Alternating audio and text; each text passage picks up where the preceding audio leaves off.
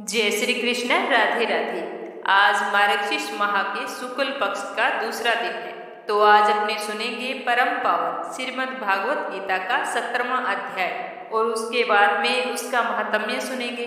गीता जी का अध्याय सुनने वाले हर एक से मेरी विनती है कि कमेंट बॉक्स में जय हो श्री कृष्ण भगवान की अवश्य लिखें और साथ में आप यह भी बताएं कि आपने गीता जी के कितने अध्याय सुने हैं। तो आइए पूरे श्रद्धा भाव से शुरू करते हैं श्रीमद् गीता जी का 17वां अध्याय। बोलिए श्री कृष्ण भगवान की जय हो। अर्जुन ने पूछा कि हे कृष्ण जी, जो शास्त्र विधि को छोड़कर श्रद्धा के साथ पूजन करते हैं, उनकी निष्ठा किस प्रकार की है? सात्विकी है या राजसी है अथवा तामसी है? श्री कृष्ण जी बोले कि प्राणियों के स्वभाव से ही सात्विकी, राजसी और तामसी ये 3 प्रकार की श्रद्धा है। मैं तुम्हें बताता हूँ, ध्यान पूर्वक सुनना। हे अर्जुन, सबकी श्रद्धा अपनी प्रकृति के अनुसार होती है। पुरुष श्रद्धा में है, जिसको जैसी श्रद्धा होती है वह वैसा ही होता है। सात्विकी पुरुष देवताओं को पूजते हैं, रजोगुणी यक्ष राक्षसों को पूजते हैं और तामसी जन भूत प्रेतों की पूजा करते हैं। जो लोग कपट, अहंकार, काम, विषयानुराग और आग्रह मुक्त शास्त्र में ना कहा हुआ उग्र तप करते हैं, मूर्खता से ना केवल अपने शरीरस्थ आत्मा को बल्कि मुझे भी कष्ट देते हैं, उन्हें निश्चय पूर्व आसुरी जानिए। प्रत्येक को 3 प्रकार का आहार प्रिय है। उसी तरह यज्ञ, तप और दान भी 3 प्रकार के हैं, जिनके भेद सुनिए। आयु, सत्यबल, आरोग्य, सुख और प्रीति को बढ़ाने वाले रसगृत युक्त पोषक और आनंददायक आहार सात्विकों को प्रिय है। कड़वे, खट्टे, नमकीन, गरम, तीखे, रूखे, चरपरे तथा दुख, शोक और रागजनक भोजन राजसी लोगों को प्रिय है। पहरों का रखा हुआ अनिरस, दुर्गंध युक्त बासी, छिष्ट, अपवित्र भोजन तामस लोगों को अच्छा लगता है। यज्ञ करना ही है ऐसा मन को दृढ़ करके फल की इच्छा बिना विधि पूर्वक जो यज्ञ किया जाता है वह सात्विक है।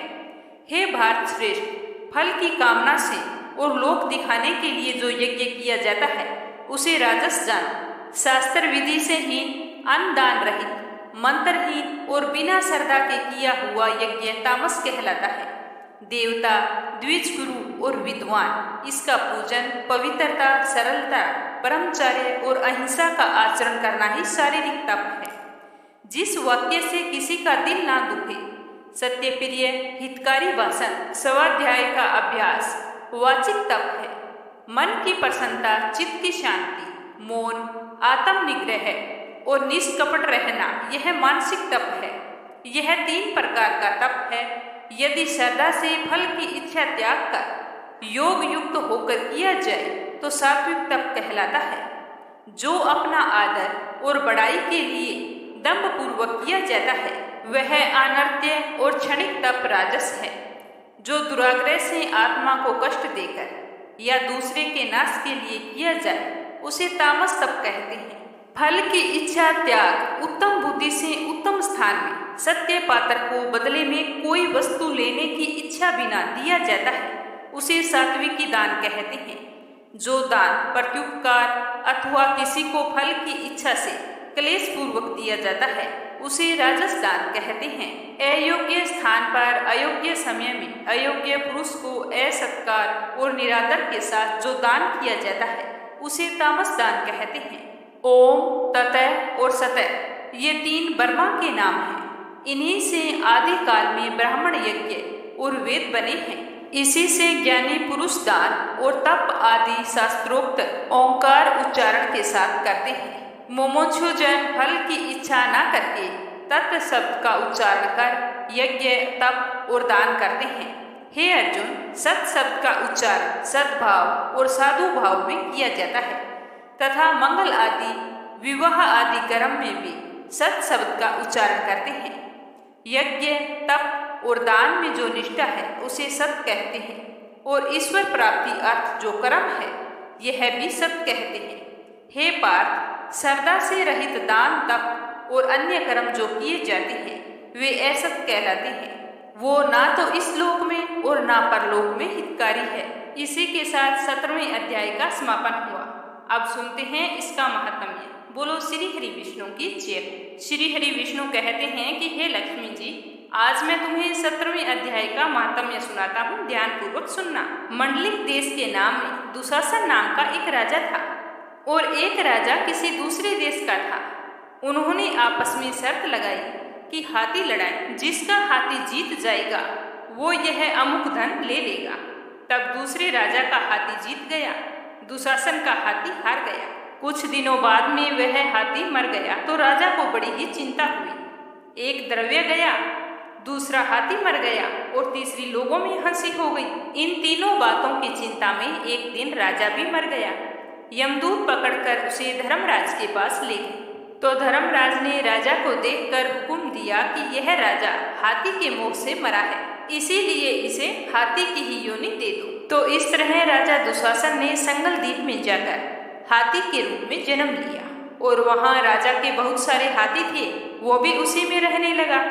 उसे अपने पिछले जन्म की खबर थी। मन में बार बार यही पछतावा था कि मैं पिछले जन्म में राजा था, अब हाथी बन गया हूँ।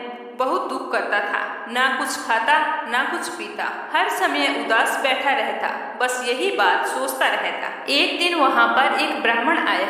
उसने राजा को बहुत सारी ज्ञान की बातें और श्लोक सुनाई। राजा सुनकर बहुत ही खुश हुए और बोले कि हे ब्राह्मण, तुम कुछ मांगो। तो ब्राह्मण ने कहा कि हे राजन, मेरे पास सब कुछ है पर हाथी नहीं है। आप अगर मुझे देना ही चाहते हैं तो एक हाथी दान में दे दीजिए। तो राजा ने ब्राह्मण की बात सुनकर वही हाथी ब्राह्मण को दे दिया। ब्राह्मण वह हाथी को लेकर अपने घर चला गया। घर ले जाकर हाथी के आगे दाना रखा पर हाथी ने नहीं खाया। पानी रखा तो पानी भी नहीं पिया। वह तो मन ही मन रो रो कर बस यही सोचे कि कोई मुझे इस योनि से छुड़ाए। तो उस ब्राह्मण ने महावत को बुलाया और पूछा कि इस हाथी को क्या दुख है, यह खाता पीता कुछ भी नहीं है। तो महावत ने देखकर कहा कि इसको कोई रोग नहीं है। तब ब्राह्मण ने राजा से कहा कि राजन, हाथी खाता पीता नहीं है, बड़ा रुंदन करता है। यह सुनकर राजा खुद उसे देखने को आई। तो राजा ने बड़े बड़े वेद और महावत बुलवाई, सबको हाथी दिखाया। उन्होंने देखकर कहा कि राजन, इसको कोई मानसिक दुख है, इसकी देह को कोई दुख नहीं है। तब राजा ने कहा कि हाथी, तू ही बोल, तुझे क्या दुख है। तो राजा की बात सुनकर परमेश्वर की शक्ति से मनुष्य की भाषा में हाथी ने कहा कि हे राजन, तू बड़ा धर्मज्ञ है, यह ब्राह्मण भी बड़ा बुद्धिमान है, इसके घर का जो अन्न खावे बड़ा ही धर्मात्मा हो, पर मुझे इससे क्या लेना। तो यह सुनकर ब्राह्मण ने कहा कि हे राजन, आप हाथी फिर से अपने घर ले जाए। तो राजा ने कहा कि मैंने दान दे दिया है, मैं वापिस नहीं लेकर जाऊंगा, यह हाथी चाहे मरे या चाहे जिए। तब हाथी ने कहा कि हे ब्राह्मण, तू मत सोच कि मुझे वापिस राजा के घर भेजना है। अगर तेरे घर में कोई गीता की पोथी है तो मुझे 17वें अध्याय का पाठ सुनाओ। तो ब्राह्मण ने हाथी की बात सुनकर ऐसा ही किया। 17वां अध्याय सुनते ही तत्काल हाथी की देह छूटी। आकाश से विमान आए, देवदेही पाकर विमानों पर चढ़कर वह राजा के सामने आ खड़ा हुआ और राजा की स्तुति की और कहा कि राजन, तू धन्य है, तेरी कृपा से मैं इस अधम देह से छूटा हूँ। तो राजा ने कहा कि तुम पिछले जन्म में कौन थे, मुझे सब कुछ बताओ।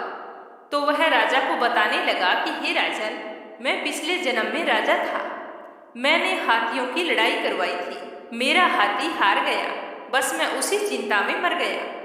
धर्मराज की आज्ञा से मैंने हाथी का जन्म पाया। फिर मैंने प्रार्थना की कि मेरी मुक्ति कब होगी। तब धर्मराज ने कहा कि गीता के 17वें अध्याय के सुनने से तेरी मुक्ति हो जाएगी। सो आज तुम्हारे और ब्राह्मण की कृपा से मुझे मुक्ति मिली है, मैं बैकुंठ को जाता हूँ। वह देवदेही पाकर बैकुंठ को चला गया और राजा अपने घर आ गया। तो ये था श्रीमद् भागवत गीता का 17वां अध्याय और उसका महात्म्य। तो अब अपने सुनेंगे मार्गशीर्ष माह में गुरुवार को सुनी जाने वाली माँ महालक्ष्मी जी की कथा। इस कथा को सुनने से घर में अन्न धन के भंडार भरे रहते हैं। मार्गशीर्ष मास में आने वाले गुरुवार को माँ महालक्ष्मी की पूजा करने से घर में कभी भी अन्न धन की कोई कमी नहीं रहती। बोलिए महालक्ष्मी जी की जय हो। श्री हरि विष्णु भगवान की जय हो। भारतवर्ष के सौराष्ट्र देश में द्वापर युग की यह कहानी है। सौराष्ट्र में उस समय भद्र सर्वा नाम के राजा थे। वे बड़े ही पराक्रमी राजा थे। 4 वेद, 6 शास्त्र, 18 पुराणों का उन्हें ज्ञान था। उनकी रानी का नाम था सूरत चंद्रिका। रानी दिखने में बहुत ही सुंदर और सुलक्षणा थी और पतिव्रता भी थी। उन दोनों को 7 पुत्र तथा उसके बाद एक कन्या का वरदान मिला हुआ था। तो कन्या का नाम श्यामबाला था। एक बार महालक्ष्मी जी के मन में विचार आया कि क्यों न जाकर मैं राजा के राजप्रसाद में रहूं। इससे राजा को दुगनी धन दौलत प्राप्त होगी और वह इस धन दौलत से अपनी प्रजा को और अधिक सुख दे पाएगा। अगर मैं गरीब के घर में रहूंगी और उसे धन दौलत प्राप्त होगा तो वह तो केवल स्वार्थी की तरह अपने ऊपर ही खर्च करेगा। यह सोचकर महालक्ष्मी जी ने बूढ़ी औरत का रूप धारण किया और हाथ में लाठी लिए हुए लाठी के सहारे धीरे धीरे रानी के द्वार तक पहुंची। यद्यपि उन्होंने बूढ़ी औरत का रूप धारण किया था, पर उनके चेहरे पर देवी का तेज था। जैसे ही वो राजमहल के द्वार पर पहुंचे तो उन्हें देखते ही एक दासी सामने आई। दासी ने इनका नाम, धाम, काम, कर्म, धर्म सब कुछ पूछ डाला। वृद्ध ब्राह्मणी का रूप धारी लक्ष्मी माता ने कहा कि बालिके, मेरा नाम कमला है। मेरे पति का नाम भुवनेश है। हम द्वारिका में रहते हैं। तुम्हारी जो रानी है वो पिछले जन्म में एक वेश्या की पत्नी थी। वह वेश्या गरीब था। गरीबी के कारण इनके घर में रोजाना लड़ाई झगड़े होते थे और उसका पति उसे रोज खूब मारता था। इनको मारपीट से वह तंग आकर घर छोड़कर चली गई तथा जंगल में खाली पेट भटकने लगी। उसकी इस दुर्दशा पर मुझे दया आ गई। तब मैंने उसे सुख संपत्ति देने वाली श्री महालक्ष्मी जी की कथा सुनाई थी। मेरे कहने पर उसने श्री महालक्ष्मी जी का व्रत किया था। श्री महालक्ष्मी जी प्रसन्न हुई और उसकी गरीबी दूर हो गई, जिससे उसका घर संसार दौलत, संतति और संपत्ति से भर गया। अपना सारा जीवन सुख में जीने के बाद में दोनों पति पत्नी परलोक सिधार गए। महालक्ष्मी जी का व्रत करने के कारण दोनों वे लक्ष्मी लोक में रहे। उन्होंने जितने साल महालक्ष्मी का व्रत किया था उतने हजारों साल उन्हें सुख भोग मिला। इस जन्म में उनका जन्म राजघराने में हुआ है, परंतु वो श्री महालक्ष्मी जी का व्रत करना भूल गई है। तो मैं उसे यहाँ पर यही याद दिलाने आई। तो बुढ़िया की बातें सुनकर दासी ने उन्हें प्रणाम किया तथा श्री महालक्ष्मी जी का व्रत किस तरह से किया जाता है और उसकी विधि क्या है, सब कुछ बुढ़िया से पूछ लिया। तो बुढ़िया का रूप धारी महालक्ष्मी जी ने दासी को पूजा की सारी विधि तथा महिमा बता दी। इसके बाद वह दासी माता को प्रणाम कर रानी को बताने के लिए अंदर चली गई। राज वैभव में रहते हुए रानी को अपनी ऐश्वर्य का बहुत ही घमंड हो गया था। संपत्ति तथा अधिकार की वजह से वह उन्मत्त हो गई थी। दासी ने जैसे ही बुढ़िया की सारी बातें जाकर रानी को बताई तो रानी तो सुनकर आग बबूला हो गई और राजद्वार पर आकर बुढ़िया रूपी श्री महालक्ष्मी जी पर बरस पड़ी। उसे यह मालूम नहीं था कि श्री महालक्ष्मी माता बुढ़िया का रूप धारण करके द्वार पर आई है, परंतु रानी का इस कदर रूखा बर्ताव तथा अपना अनादर देखकर माता ने वहां पर रुकना उचित नहीं समझा। वे वहां से चुपचाप चल पड़ी। राह में उन्हें राजकुमारी श्यामबाला मिली। उन्होंने श्यामबाला को सारी बात बताई। श्यामबाला ने अपनी माँ की तरफ से महालक्ष्मी जी से माफी मांगी तो माता को उस पर दया आ गई। उन्होंने श्यामबाला को श्री महालक्ष्मी जी व्रत के बारे में बताया।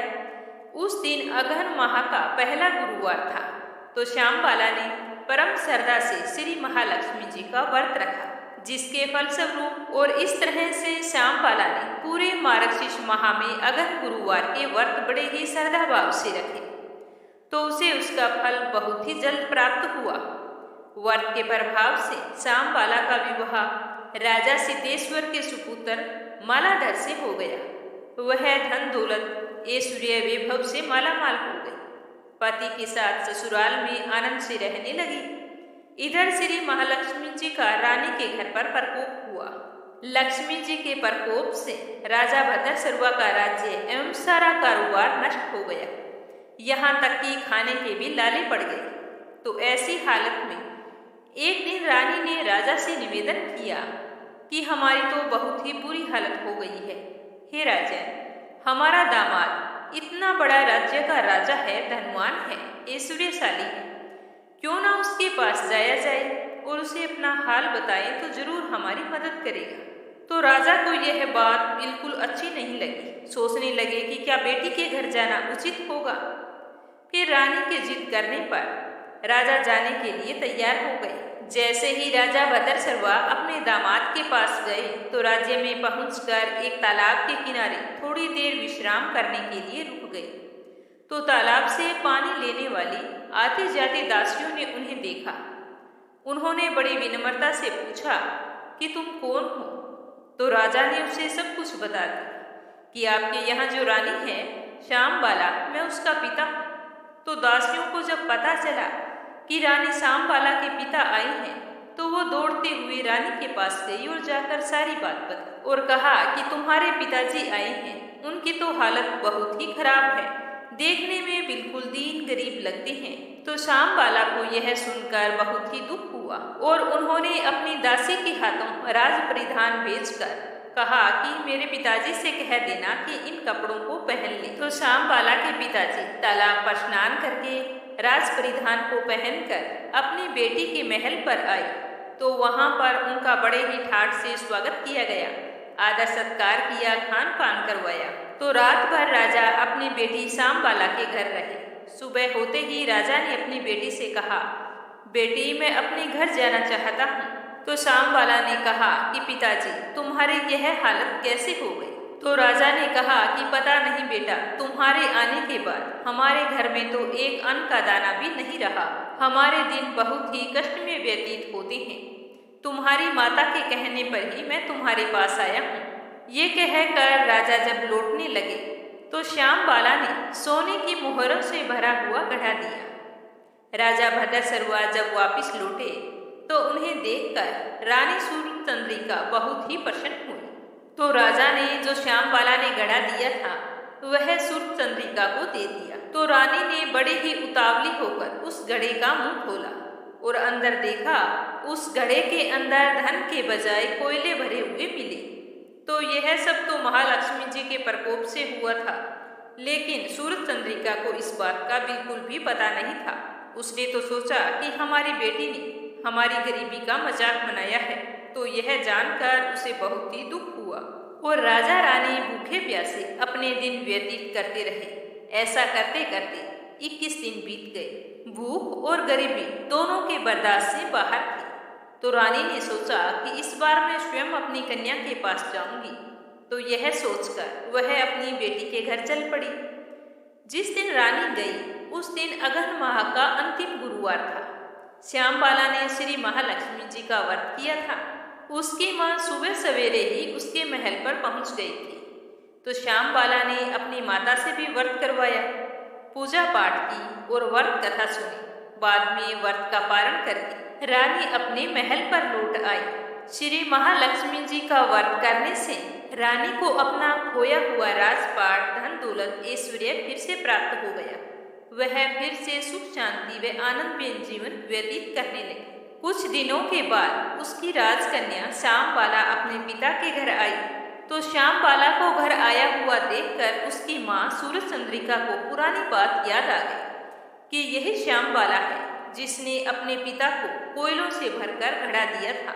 धन देना तो दूर की बात थी, खाने के लिए अनाज तक नहीं दिया। इसने हमारी गरीबी का मजाक बनाया था। तो उसे देखकर रानी सूरचंद्रिका बिल्कुल भी खुश नहीं हुई, ना उसे कोई बातचीत की। किसी भी तरह का श्यामबाला का आदर सत्कार नहीं किया गया, बल्कि उसका अनादर किया। पर श्यामबाला ने उस बात का बिल्कुल भी बुरा नहीं माना। उसने अपने घर लौटते समय अपने पिता के घर से थोड़ा सा नमक ले लिया और वह अपने ससुराल लौट आई। जैसे ही वो अपने ससुराल आई तो उसके पति ने पूछा, मायके जाकर आई हो, क्या लेकर आई? तो श्यामबाला ने कहा कि मैं तो वहाँ का सार लाई। तो उसके पति ने पूछा कि इसका मतलब क्या हुआ? तो श्याम बाला ने कहा कि थोड़ा धीरज रखो, सब कुछ मालूम हो जाएगा। उस दिन श्याम बाला ने सारा भोजन बिना नमक डाले ही बनाया। भोजन तैयार हो गया तो अपने पति से कहा कि आओ स्वामी, भोजन कर लो। जैसे ही उसका पति भोजन करने के लिए बैठा और पहला कोर मुंह में लिया तो उसके अंदर तो बिल्कुल भी नमक नहीं था। सारा खाना बेस्वाद लग रहा था। तो श्याम बाला के पति ने कहा कि ये सब क्या है, आज तो भोजन में बिल्कुल भी स्वाद नहीं आ रहा है। तो श्याम बाला ने थाली में से नमक डाला और इसे सारा भोजन स्वादिष्ट लगने लगा। तब श्याम बाला ने अपने पति से कहा कि ये वही सार है जो मैं मायके से लेकर आई हूँ। तो उसके पति को सारी बात समझ में आ गई और वह हंसते हुए बोला कि तुम बिल्कुल सही कह रही हो। फिर दोनों हंसी मजाक करते हुए भोजन करने लगे। कहा गया है कि इस तरह से जो कोई श्रद्धा भाव से श्री महालक्ष्मी जी की पूजा करता है तो उसे माता लक्ष्मी जी की कृपा अवश्य प्राप्त होती है। सुख, संपत्ति, शांति प्राप्त होती है, सारी मनोकामनाएं पूर्ण होती है। परंतु यह सब प्राप्त होने पर माँ लक्ष्मी जी की पूजा को कभी भी भूलना नहीं चाहिए। हर गुरुवार को व्रत पाठ अवश्य करना चाहिए। इससे श्री महालक्ष्मी जी की महिमा अपने भक्तों पर बनी रहती है और वह समय समय पर अपने भक्तों की हर मनोकामना पूर्ण करती है। बोलो महालक्ष्मी जी की जय हो। प्राचीन समय की बात है, एक बार एक गांव में एक गरीब ब्राह्मण रहता था। वह नियमित रूप से भगवान श्री हरि विष्णु की पूजा अर्चना किया करता था।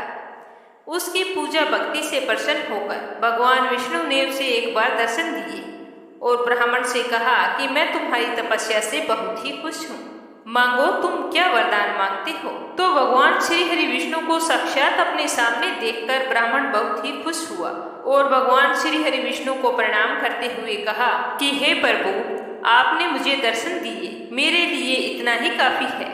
अगर आप मेरी तपस्या से इतने ही खुश हैं तो मैं तो चाहता हूँ कि लक्ष्मी जी मेरे घर पर निवास करे। तो ब्राह्मण की बात सुनकर श्री हरि विष्णु बोले कि मैं तुम्हें एक उपाय बताता हूँ, ध्यान पूर्वक सुनना।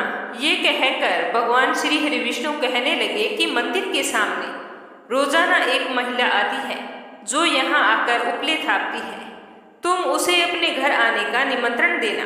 वही महिला देवी लक्ष्मी है। देवी लक्ष्मी जी के तुम्हारे घर आने के बाद तुम्हारा घर धन और दौलत से भर जाएगा।